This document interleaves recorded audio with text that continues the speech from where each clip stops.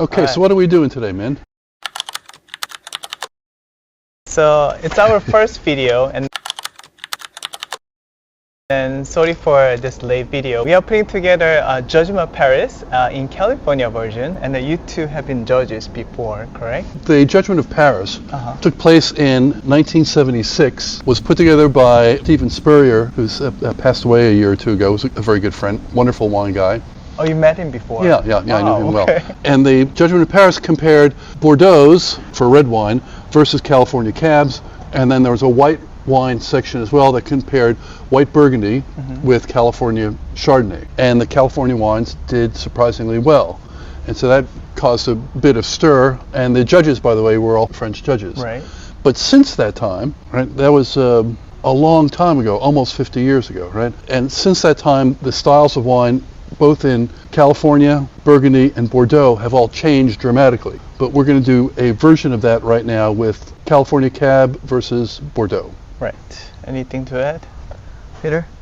Gooi the wine. Let's get on with it. All right. Before we get there, just quick question. As a judge, for let's say you're judging some wines, do you do anything different, or you avoid eating any food, not drinking water, drinking more water, anything like that? Well, on the day of the tasting, you should probably avoid having really spicy food, right? Okay. So I wouldn't advise somebody having an omelet that morning and pouring a ton of hot sauce on it. In general, you don't want to have just brushed your teeth. Toothpaste can kill the taste of wine. The format in which you do the tasting matters to me. And it's one thing if you've only got 5 or 6 wines. Many judgings you have 30, 40, 50 wines. And if you just go down the line, and I've done this before, sniff, taste, right. Sniff, taste, right. After a while, if you're doing it fast, you carry the characteristics of this wine over to this one. And then this wine over to that one. And it winds up being a shit show, and the results are So you useless. should give at least few minutes before tasting next wine. Or you can clean your palate in between things. There are other ways of approaching it as well. It's an interesting thing. In the context of the world we live in right now, if I were to say to you, Napa Valley Cabernet, tell me generally, is that medium-bodied, full-bodied? What is that? California Cab, what would you say? Usually pre-full body. Full body, what would you say? Full to very full-bodied. Full to very full-bodied. Claret was always defined as the quintessential medium-bodied wine. So what has happened? And you meaning Claret Bordeaux? Claret Bordeaux. Oh, okay. Claret, yeah. Was the quintessential medium-bodied wine. Not full-bodied. Lowish alcohol, not opaque like a lot of the Californian ones are. Lowish by comparison, but not low. But over the last few years, with having learned a lot about how to get grapes ripe, and perhaps global warming's got something to do with it, because it used to be really easy to tell Bordeaux from Napa. It's not so easy anymore, because there's some very ripe Bordeaux wines. Yeah. I see. In 1976, the average California Cabernet Sauvignon had a ripeness of 13.5 degrees of alcohol. And the average Bordeaux was 12.5. Right. It was pretty consistent. And then over time, those levels have risen, and so Bordeaux clocking in anywhere between 14 and 15 and a half, with some exceptions. And California Cabernet, let's say Napa Valley, a lot of those wines are 14 and a half to 15.5 or even higher. So complete change. Also, in 1976, there was a ton of Brettanomyces. I was just going to say. A ton of Brett in Bordeaux. As a matter of fact, a lot of our Master of Wine colleagues would say, oh yes, I love Brettanomyces. Now they don't, because Brettanomyces robs the wine of fruit. So Bordeaux has cleaned up its act, and then at the same time, a lot of the magazines that score wines had turned to this riper, more alcoholic, higher oak style, and Bordeaux shifted that way as well. And so things have changed. Plus also, one of our markers, it was Peter's marker that I borrowed, stole, was warm bread. Warm bread. Warm bread. For Bordeaux. Almost like red champagne. Oh, okay. Yeah. But that isn't necessarily true anymore. It can be there, but it's much more subtle. I think they're changing all the time. So it became more similar or more different now? For me, more difficult to tell them apart. Yeah. Right now, okay. More similar, making it more difficult to tell them apart. Oh, okay. I'm trying to make what's, we are making this term now, what I'm calling PP score. Not RP score, not Robert Parker. It's a Patrick and Peter score of the 100. Though PP has a different meaning in English. Oh, yeah, that's true. There's more than one different meaning. That's true. The reason why I want to do the scoring system is because, we've been tasting, I checked, first time we met was 3 years ago. And then after we tasting quite a while, my palate tried to more resemble like yours. I don't like heavy oak. When I see your score, it's very intuitive. I know it's easy to know what the style of the wine is. And there are people out there who wants to have a similar or resemble your palate. I'm sure there's people out there. So I think that's the reason why I want to do your score system. But a lot of one's palate, you can develop your palate and expand your knowledge base. But some of the basics as to styles of wine that appeal to you and don't appeal to you, some of it's simply based upon genetics. And it's a tolerance of bitterness to certain compounds. And I'm intermediate in my tolerance for, let's say, bitterness from tannins and oak tannins, grape tannins. There are some people who are very sensitive. They can't drink a red wine without pain. And then there's another group of people who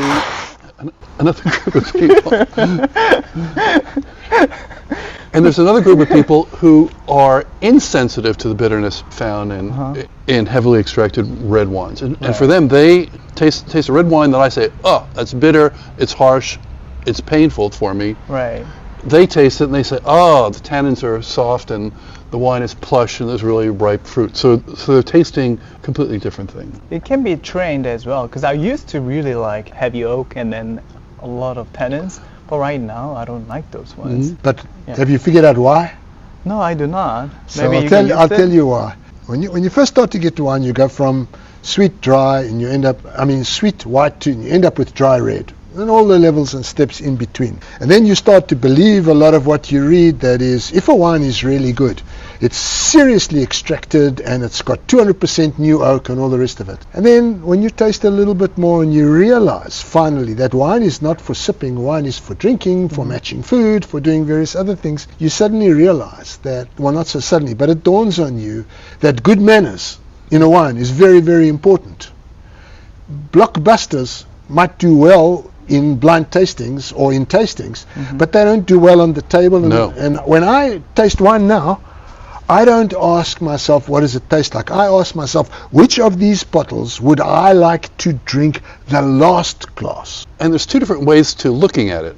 One is looking at what's the potential of the wines, and the other is how the wines are drinking today. Now, given the fact that very few people age wine, my scores will be solely based upon how those wines are drinking today. A mistake that consumers make is if they're buying an age-worthy wine, often those wines will have more concentration, more extraction, not always, and then that wine that is maybe going to taste much better 3, 5, 7, 10 years down the line, they drink it, they're aging it for as long as it takes to get home and open up the bottle, and then they say, I didn't like it all that much, and I spent a lot of money on it. Right. For me, there's no prisoners, meaning I don't plan on aging any wine. I wish I had $5 back for every bottle of wine I let get too old. Which is a problem. It happens to all of us. You forget you have something in your cellar, and you say, oh, shit. So I don't want to age the wine, and therefore, for somebody to say to me when I'm drinking the wine, it's a little bit unapproachable now, but it'll be great in the future, I can take it away.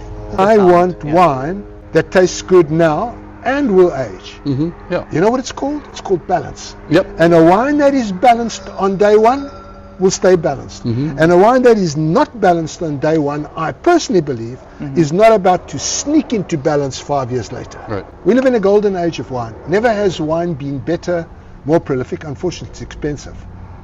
And what I've just said keeps getting better all the time. There's so many more people out there making so much more wine, so much better wine, understanding what they're doing. When Patrick and I, as Americans, MW candidates and students and MWs, we were very technical wine tasters compared to some of our peers in other parts of the world. I can tell you that it was 7-8 years ago max. I would go to Vin Italy and taste through all the Brunelli, and half of them had Brett. Oh. And if you said to the producer, you have Britannomyces, he didn't know what you were talking about. And that's all changed. You're absolutely right. Not, thank God, not anymore. Yeah. We've got 3 Bordeaux 3 Bordeaux and 3 and California 3 California wines. Cabs. Yeah. And must we assume that the Bordeaux can come from anywhere? Left bank, right bank? It's a classified Bordeaux, so it's a left bank. Okay. Yeah. All right. So classified Bordeaux, left bank, and California. Right. And there's 6 wines, There's 6 and wines. they're going to be all mixed up. all mixed up. All Okay. came from my cellar. Okay. So the vintage might not perfectly match, but I try my best. Okay. All right. So yeah, let's start. Okay. Move your sunglasses. I didn't right. even realize I Yeah, had them. yeah. I need these. Yeah, exactly. Yeah. Well, that was to make it appear as if we were doing a real blind tasting. you find it interesting that the ex-ophthalmologist does blind tasting. They'll be even harder. I think wine number 4 is corked. Which one? 4. It's corked. Yeah. I agree. Yeah. I didn't taste it, but it did not smell good to me. I will come back to it, but I think you're right. Okay, so the order in which we do this, right, for the uninitiated, for each wine, you want to see what the color is. First, the aromatics. Is it sound? Is it not sound? What's the color?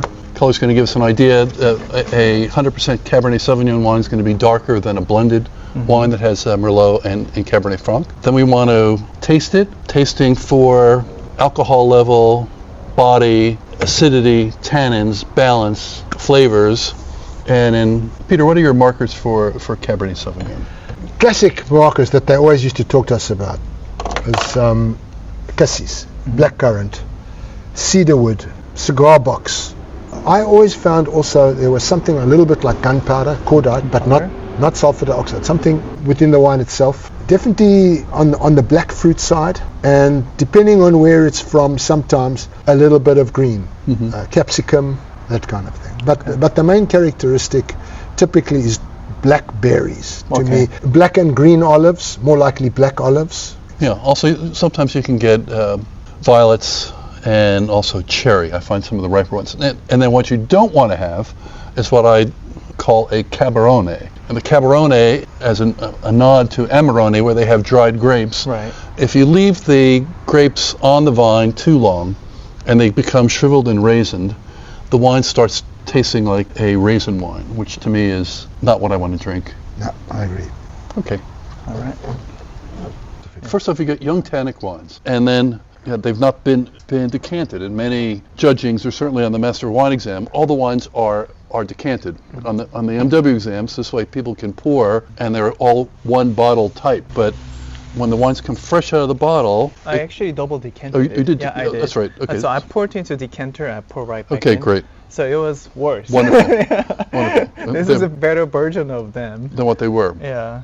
But they're still very tannic, and let's say that we were doing this in a more formal setting. What I would want to do is take a break at a certain point, leave the wines in the glass for 45 minutes, an hour, and come back and taste them again, because the wines do develop in the glass. Right. But I have them all in a range that comes close to overlapping. I have one that I thought was a bit better than the rest, but they were all pleasant wines, except for the corked wine, which I didn't taste. I found that the cork blew off, Corks? and that in fact underneath it's a very good wine. Well, then I'll taste it.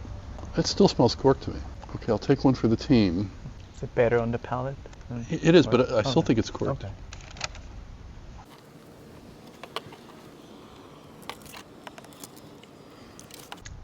Okay, so the first wine was the lightest of the wines in color and in terms of body. It was medium garnet red. It had some slight green notes, cassis, new French oak on the nose, some cherryness and slight earthiness on the palate. Medium to medium plus body, fairly good acidity.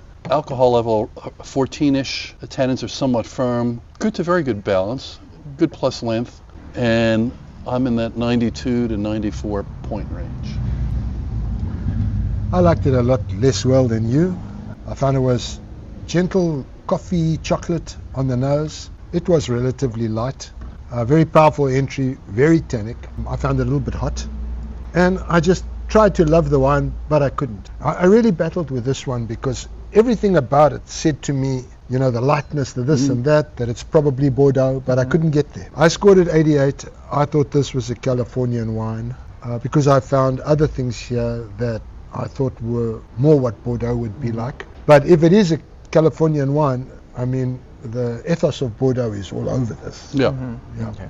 Number 2, and I scored at 88. Number 2, absolutely opaque, dark mulberry, deep ruby, legs, extract, showing a little bit of age at the rim, not much, but a little bit. The nose, I loved it. It was a sort of gentle entry, sort of almost quiet, but very complex. One of the ways I try to tell between European wines in general and New World wines is that there's a complexity on the nose of all sorts of things going on. Sometimes they're not all good, but they're not as direct or as focused on the fruit as the New World wines.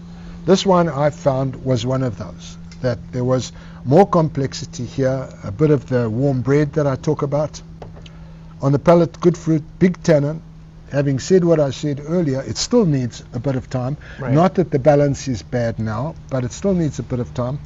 I really liked the wine. I scored it 90 and I thought it was Bordeaux. And the previous one you scored 90 to 94. Do you considering the ageability of the wine? No, or just no, that right now, just how that it is? What the reality is that these numbers, there's a plus minus on either side. Okay. Either side. And it's my first time judging on a 100-point scale. Okay, so then, and I agree with Peter, this wine is very complex. I got 3 descriptors the first time around on the nose, 3 additional ones the second time that I smelt it coming back. It had, what's interesting, some salinity on it. I liked everything about it except at the very end it had that slight buttery note some slight diacetyl that I don't like. But all that said, I found the wine to be complex, very well made, and I went back and forth. Is it California Cabernet made in a Bordeaux style or a riper Bordeaux? I scored it at 93 to 95 points.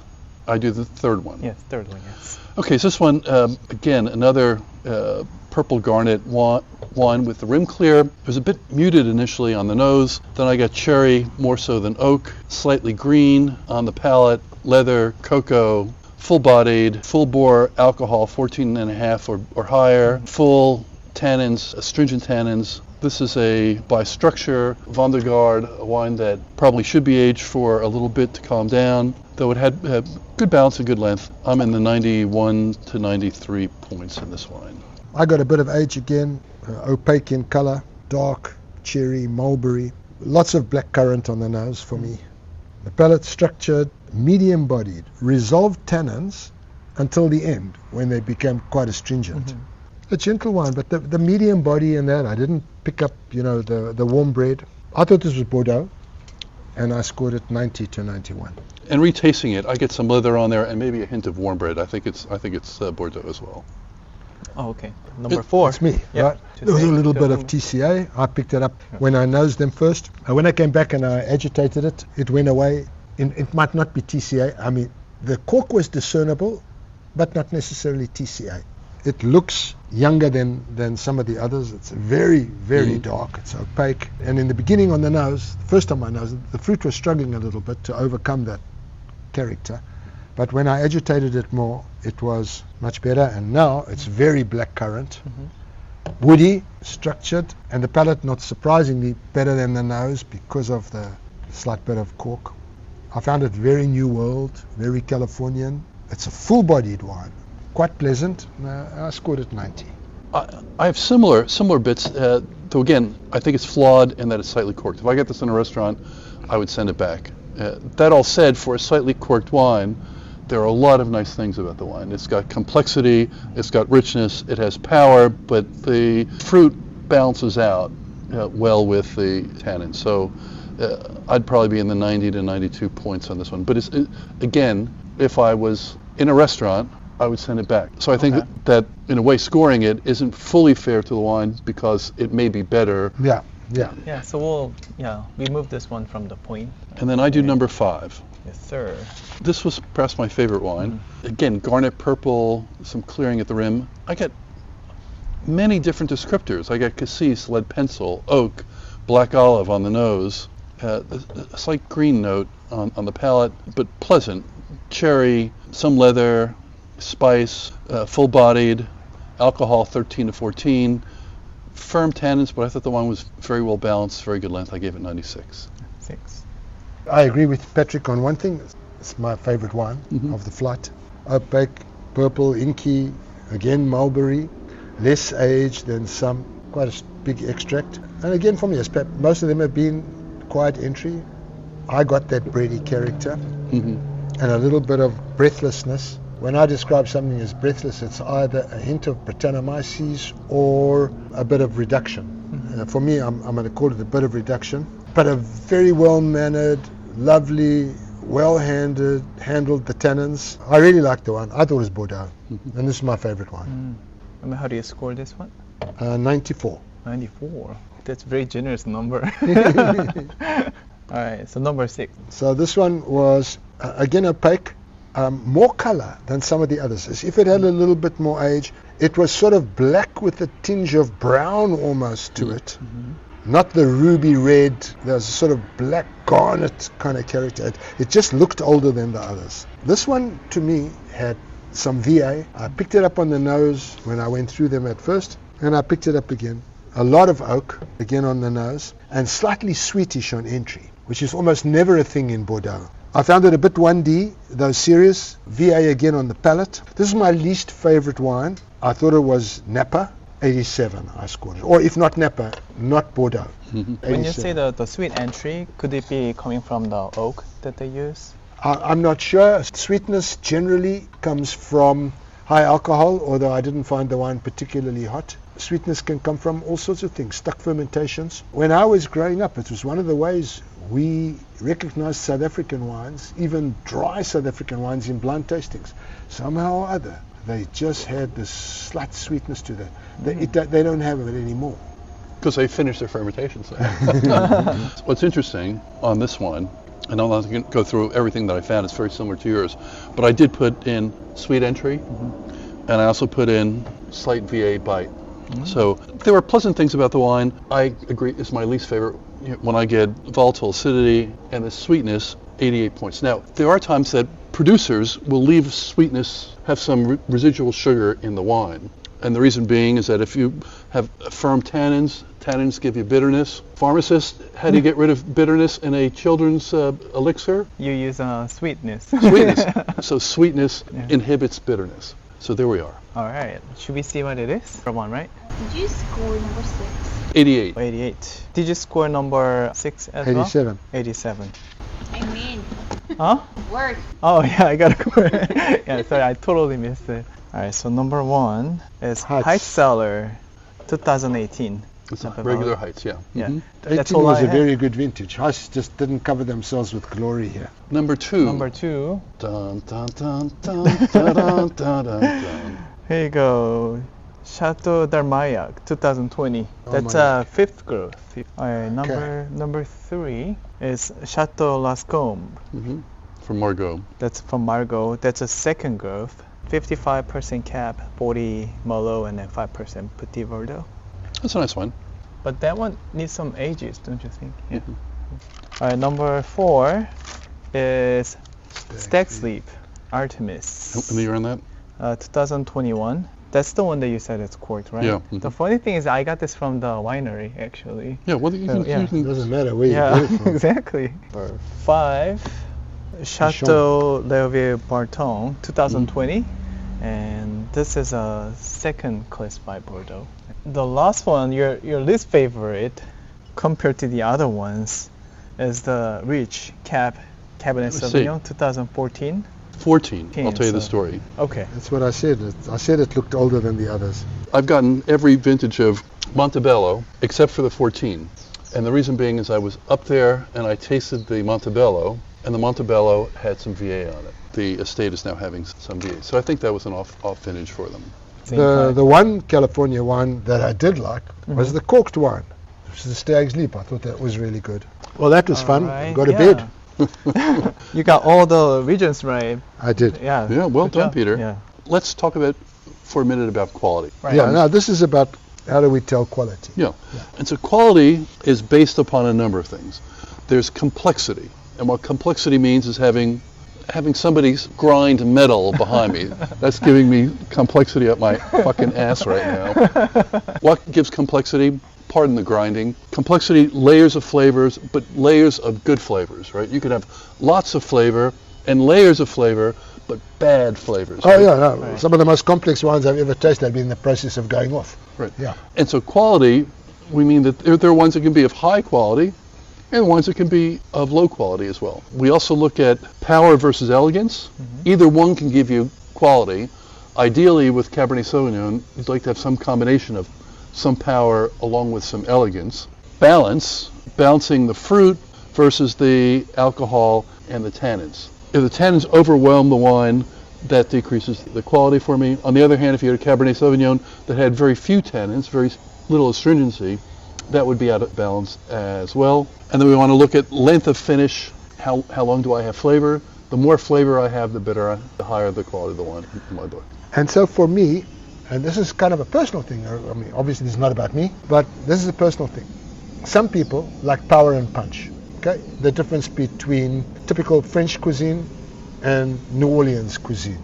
New Orleans cuisine trades on flavor and not necessarily elegance. Mm-hmm. And French cuisine, the best of it, the other way around. Well, it's got flavor too. So for me, I'm an elegance and complexity nut. I can appreciate the big wine. I buy them for my customers. Mm-hmm. Given a lineup of typically California versus like a lineup like this, if I were tasting this wine, you said to me, we got all these wines here, have at it. I would taste all the Bordeaux first because that's where my center is, this elegance and complexity. Other people, and they're not wrong, they're just different, they say, nah, that claret stuff doesn't put hair on your chest. It's wimpy stuff. Give me 15% of alcohol and 200% of new oak. And this business of cost and quality. Sometimes, if we're at a trade tasting, some of the more expensive Cabernet Sauvignons from Napa Valley, not all, but some of the more expensive ones, to me, these ones that have 15.5 alcohol and tons of new oak, I can't drink them. And if they have a price tag of $300, and there's no way in hell I would pay $300 for something like that. As the expression goes, I wouldn't buy it with my money, I wouldn't buy it with your money. Yeah. And I'm not sure if I would take it if it was free. But, there are times that, again, a consumer can buy a wine thinking that the more they pay, the better the wine's going to be. And that isn't always the case. There are some generalities that the $60 bottle of wine is probably going to taste better than the $10 bottle of wine, but not necessarily. I had over the last couple of days, I opened up a couple of Spanish wines made from Tempranillo. One was $22, the other one was $29. A $22 bottle of wine was much, much better than the $29. Yeah, I look at those kind of things as well. Where I live, eat, sleep and breathe in terms of selling wine, it's easy for me to go out and buy Barton and expect a good bottle of wine. But can I get something from Entrée du Mer or one of the satellites that gives me 85% of that quality or that pleasure for $16.99? Yeah. Mm-hmm. That's where I live, eat, sleep and breathe. Now, typically the guys that get lots and lots of money for their wine, in the old world for sure, New world's a bit different, but in the old world for sure, they've earned the right to charge that money, which means they have a very solid track record of making great wine or very, very good wine time after time and getting the recognition they deserve for it. But other than that, there's great value to be had in Petit Bordeaux. Let's leave it at that. Okay. Especially with climate change, right? In the past, back when you and I were studying for the MW, maybe 1 or 2 vintages a year, could you consider drinking those wines? And now, most vintages of the year, those wines are going to be reasonably good. Global warming has done a number. A few years ago, you went to Bordeaux, you bought something Bourgogne Rouge, but from the sort of Côte d'Or or wherever it was. But if you were really looking for entry-level Bordeaux, it was the Haute Côte de Beaune. Hold it for a second. Yeah. Harley. It's a good sound. If you were really looking for something cheap or much cheaper, you went to the Haute Côte de Beaune or Haute Côte de Nuit. Why? Because on the higher slopes, they couldn't get them ripe. The ones were green and thin and overcropped. Today, the value coming out of the Haute Côte de Nuit and the Haute Côte de Beaune It's fantastic, and you will see, it hasn't happened yet, but you will see a serious price rise. The same thing has happened in Chablis. The greatest Chablis for me are those made even in Chablisian terms in cooler times, 2008, 2014. To a lesser extent now, 21. And of course you couldn't drink Petit Chablis. It's not grown on the best soils, nobody really cared, overcropped, thin and mean. Prior to global warming. Right. Now Petit Chablis is almost my go-to. And the price is going because it's starting to give you some of the steel, some of the minerality that Chablis is starting to lose. Oh, okay. Yeah. We should try it, Al. And then in terms of, as your South African background, Peter's wonderful at grilling meats. So, let's say dietary restrictions not existing, these wines call for fairly hefty food. Well, that was very nice. Yeah, that was really nice. Yeah. That was really, really Yeah. nice. And, you know, All right. and we had no obscenities, though I do wonder, for Peter to get more than 95 points to a wine, the wine has to give him a You nearly got me going there, and I held it in, okay?